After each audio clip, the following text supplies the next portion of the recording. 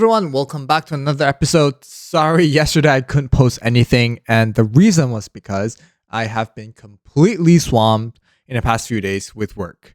If some of you are not aware, it's time for planning. And planning time is usually where all the engineering teams get together to brainstorm the work that they're going to do for the upcoming half. And it's both a highly exhilarating time, and it's also a very problematic, a lot of confusion, a lot of anxiety and things like that, because it's during these times when teams are coming together to figure out what are the things they're going to do for the next half, for the next 6 months. And just to give you a preview or a glimpse of what happens during this time is the company issues some sort of guidance on what's the big bet for the company in the next 6 months. So that could be Gen AI, it could be LLMs, could be whatever it is, monetize, it could be making money, whatever it is. And usually different teams are going to come together to figure out, okay, that's the company high level guidance. What are the things I need to do in order to hit those goals? And that's where the interesting thing happens, because a lot of times the engineering teams can't do them all by themselves. They need help from designers, from product managers, from data analysts, right? So it takes a village to be successful, so to speak. So as you can imagine, it's a period of time or a lot of stress because everyone gets together. They're trying to brainstorm. They're trying to really figure out what are the most impactful things they're going to do for the next 6 months. And it doesn't just end in like a week, right? Nope, that's wrong. It goes on for several weeks. And even then, because if you work in big tech, you probably know there's a lot of randomization that happens. Even if you've done your planning and you said, okay, now I'm done with my planning for the next 6 months, 2 weeks into it, maybe something pops up, right? Let's say OpenAI releases this new GPT-5. Crazy, insane. Everyone's getting their popcorn out and they're ready to see how this is going to affect engineers everywhere. They're going to see how it's going to impact industries everywhere.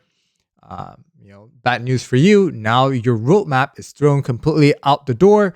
You have to figure out a new roadmap. So it's just planning and planning and planning and planning. It just keeps going on and on and on. That's the downside of doing planning. For me, I think it's super exciting because that's also the period when you get to see a preview or taste of what are the most exciting things in the industry. And you get to know what your team or the teams around you are building on for the next 6 months. It's basically a preview into the future, right? So if you've been working on, let's say, a Gen AI feature, and within the next 6 months, you're going to come up with something that's going to beat OpenAI. That's also the time when you get to see, right, during this planning phase of saying, okay, this other team here, they're planning to build this competitor to ChatGPT. And they need this X, Y, and Z feature that's going to make that so much better than ChatGPT. Let's do that. Let's figure out how we can help them unblock that. Right? So it's super exciting in that regards because one, you get to have a preview into the future of the industry. And two, you also get to have a say in how this vision shapes out. Right? Because you're sitting in that table. You're sitting on that table. You're sitting in that conversation. And for most teams, some parts of your technology or the service that you own is gonna get tied to this thing, right? This new feature that's coming out. So even if it's a very small piece of that, you get to participate in the future. And I think that's super cool. Just to, I was kind of going on a ramble a little bit here about planning and how this was taking up a lot of my time. But what it really comes down to is it's both a tiring period, but also a very exciting period. Because I think now we live in a period of innovation that was never seen before, ever. Right? We have a lot of data right now that all of our LLM models, AI models are training on. They're getting smarter.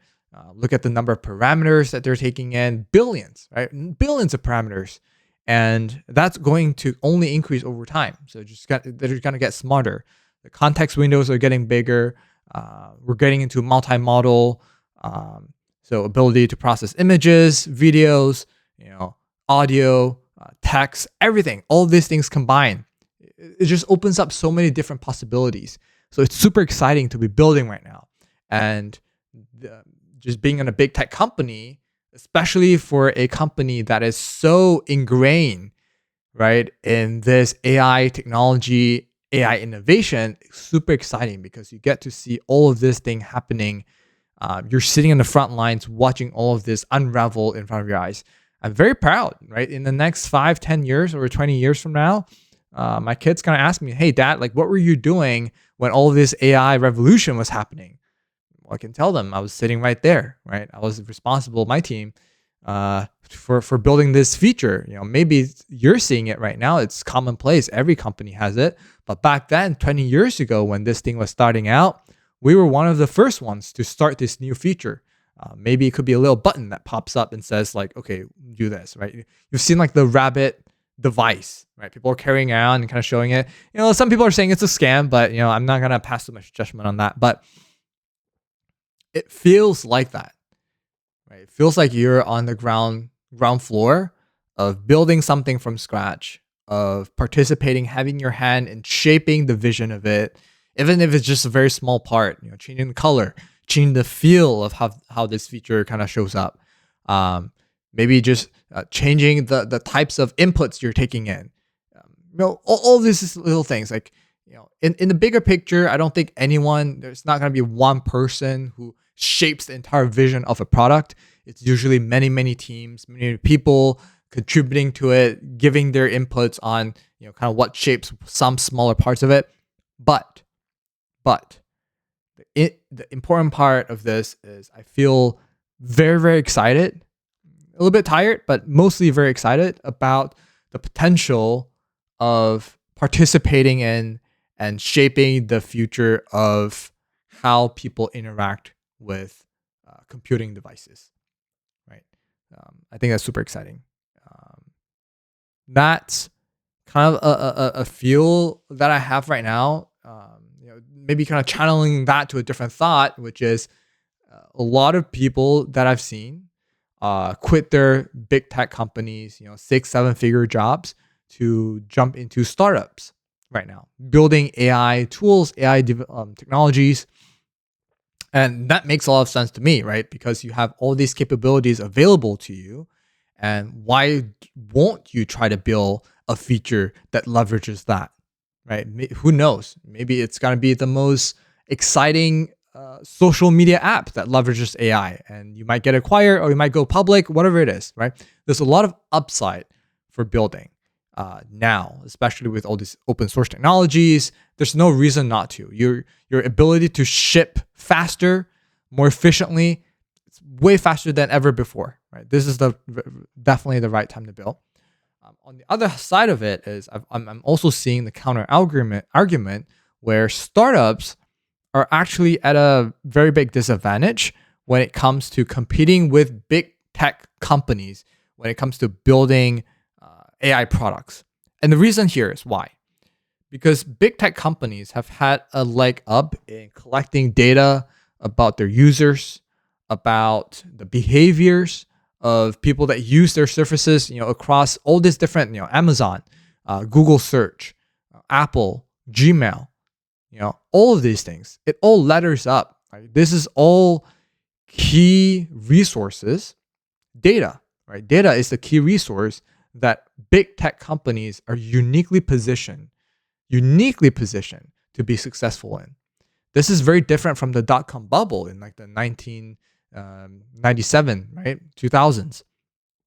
Because with the scale of data that we have today, that allows us to understand user behavior, it gives you an advantage in training the right models so that you can custom make them for specific scenarios. And that's going to make your models much, much more powerful, much, much more intelligent than the startup that might not have that much data to train with. And that's also the reason why you don't see a lot of companies in the business of building AI models, right? If you look at companies like Perplexity, for example, now they've got tons of funding. They're doing extremely well. But if you kind of backtrack 6 months ago, their CEO very explicitly said that they're not in the business of building custom models. They're not in the business of building, their own AI. They were leveraging open source LLMs to do a lot of the work. And once they got traction in Perplexity and once they got funding, that's when they start venturing out and building their own custom make AI, custom make LLMs. And that might be the strategic playbook, right? For a lot of these startups, don't start with trying to build the next generation Llama 4, right? Taking maybe like the open source Llama 3 and trying to customize it to build your own custom version of Llama 3. It seems like that direction generally would not work just because you don't have enough data to do that sort of training. You probably don't have the amount of AI talent to do that sort of research and development. Yeah. So, I think there's pros and cons to starting a company and staying at a big tech company right now. And I would love to hear your thoughts, right? I'm sorry I kind of rambled a little bit here, but just kind of dumping a lot of my thoughts from different areas, from like investing, from looking at big tech companies versus startups and where the potential markets are going to be, and just overall just kind of sharing a little feel of participating in the AI revolution. Okay, all right, I'll see you tomorrow.